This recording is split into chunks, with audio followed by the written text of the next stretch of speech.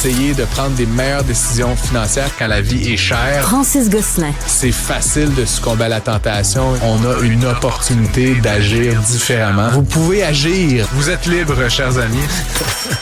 Salut Francis. Salut Alex. Bon, c'est une histoire qui est à la une du journal. On parle de rentrée scolaire, mine de rien, ça s'en vient. Et là, les familles sont en train d'acheter la liste de fournitures scolaires. Hey, une facture de 2700 $ pour la rentrée, là, ça pue maudit bon sens. Ben, 2700 $, c'est 900 $ par enfant, déjà, là, remettre ça en contexte. Mais 900 piastres. Ouais, de crayons, puis de souliers, puis de jotang, puis de... Je vais quand même dire, dans le cas spécifique de la famille, là, puis je dis pas que c'est facile, mais c'est une famille de 3 enfants.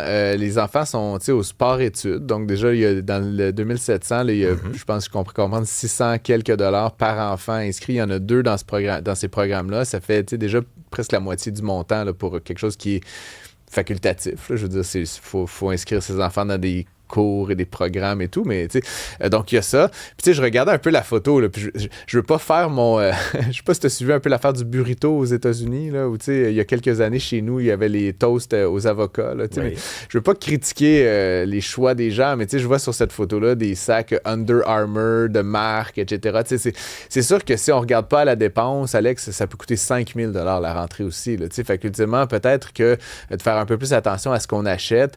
Je comprends que des fois, quand on a des ados, c'est pas facile, ils veulent la dernière paire de chaussures et tout. Puis là, en plus, c'est les enfants en sport-études, je crois comprendre qu'ils ont acheté des chaussures de soccer. Puis là, tu sais, des choses de soccer.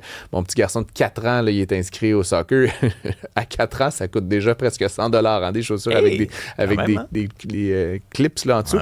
Bref, donc c'est quand même exceptionnel. Je pense qu'il y a manière, puis c'est un peu ce qu'on voit là, dans les chiffres, de s'en sortir plutôt autour de 500-600 $ là, en vrai article scolaire. Puis là-dessus, il faut rappeler que le gouvernement verse aux familles une somme là, de 300 quelques dollars là, pour acheter des fournitures, donc presque la moitié. Donc, je ne veux pas dire que c'est pas grave, cette augmentation-là, mais je veux dire que c'est quand même, il faut remettre ça en perspective. Et par rapport, mettons, à quand moi j'étais jeune, Alex, aujourd'hui, les gouvernements ont énormément augmenté les transferts, en fait, notamment vers les familles. On en parlait la semaine dernière, là, une étude de la chaire de fiscalité et finances publiques de l'Université de Sherbrooke qui a été faite par Luc Godbout, qui montre en fait que dans les 25 dernières années, la catégorie qui a le plus bénéficié, tous les impôts confondus, de baisse d'impôts et de transferts, c'est les familles. J'ai fait un petit calcul rapidement, là, je ne connais pas le dossier spécifique de la famille en une, mais une famille qui gagnerait 100 000 $, 50-50, là, on ne se battra pas dans les détails, recevrait 20 000 $ d'allocations fédérales provinciales par année. C'était pas le cas là, quand moi j'étais jeune. Là, donc ça a presque doublé ce transfert. Et donc, tu sais, il faut dire, oui, ça coûte 2700, mais quand tu regardes 20 000 $ reçus des gouvernements, ben, ça permet quand même d'adoucir un peu la pilule. Mais donc, je veux pas minimiser la souffrance des familles, mais quand même, il faut comparer un chat avec un chat, et ce n'est pas pire que ce l'était il y a une génération. Mais ça, là-dessus, je t'entends bien, Francis. C'est vrai qu'il y a de plus en plus de programmes, puis effectivement, puis il y a des compensations, ça va. Là où je questionne, c'est est-ce que du côté des centres de services scolaires, est-ce que du côté des établissements d'enseignement, est-ce qu'on a réellement là, épuré la fameuse liste où on est encore dans l'espèce de caricature de Jean-Luc Mongrain avec ses pantoufles, ses duotangs, ses crayons? C'est plus ça! Des duotangs! Ah oui, on l'a carrément au bout des doigts, le duotang. 17 première année! Ouais. On a des journalistes de profession depuis 40 ans. Ils n'ont pas un maudit cartable! Ça, c'est ma ligne préférée. C'est tellement vrai. Écoute, il n'y a pas d'efforts, je pense, qui sont faits en ce sens-là. Et je veux quand même dire, à la défense des enseignants puis des directions d'école, ce qu'on veut, c'est que les élèves manquent de rien puis qu'ils aient ce dont ils ont besoin. Est-ce qu'il faut 7 duotangs? Peut-être qu'on serait correct à 5, peut-être qu'on serait correct à 4, mais en cours d'année, ils vont en perdre un. Puis, tu comprends ce que je veux dire? Fait on préfère s'assurer que les jeunes arrivent avec tout ce qu'il faut. Puis oui, ça rajoute 2 piastres par-ci puis 4 piastres par-là. Puis au final, c'est dollars et c'est 2 $ et ces 5 $ finissent par faire un 100 puis un 200 $ de plus.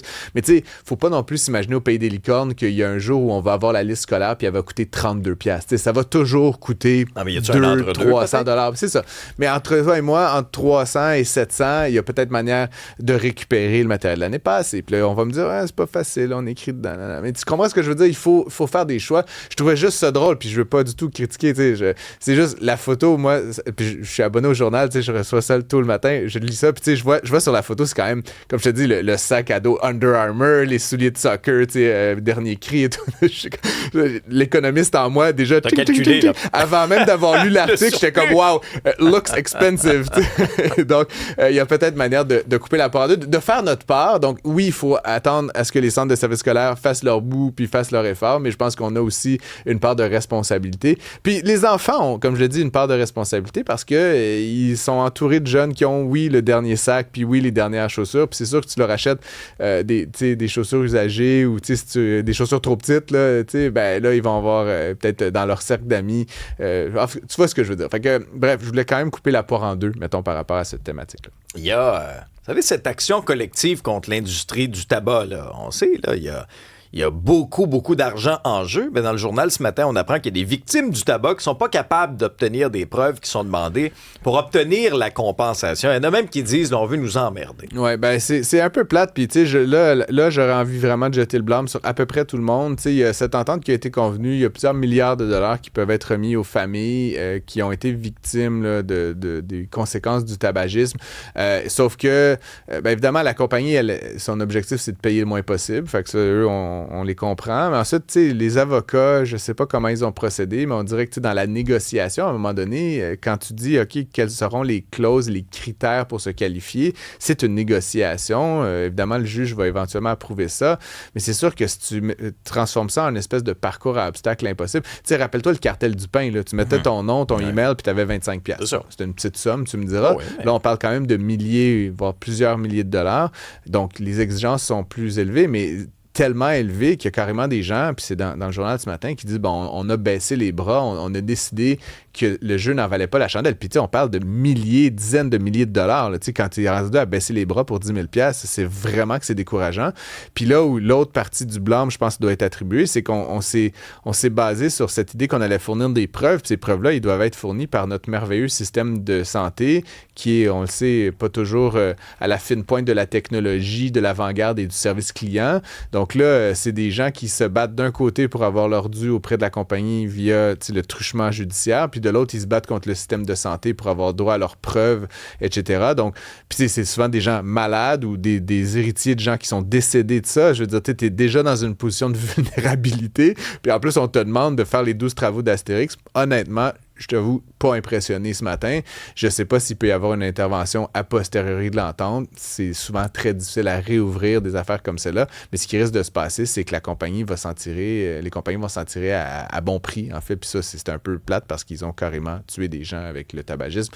Et donc, on espérait quand même qu'il y ait une dimension punitive qui, clairement, ne va pas s'avérer parce que c'est trop compliqué de réclamer son dû.